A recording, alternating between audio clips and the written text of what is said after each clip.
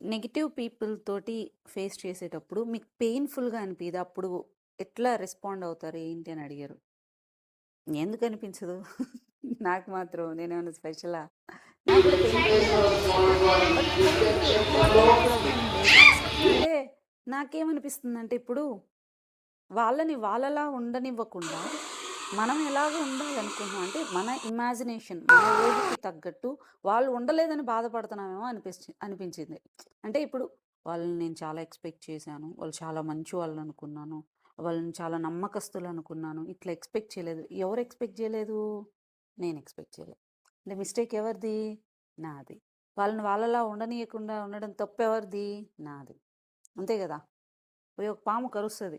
పాము, పాము నేను నిన్ను అస్సలు ఎక్స్‌పెక్ట్ చేయలేదు అనడం ఎవరిది తప్పు? మనది. దాని నేచర్ దానికుంటది. స్వతహాగా దానికి ఉంటది కూరల్లో విషం. దాన్ని మనం ఏం చేయలేం.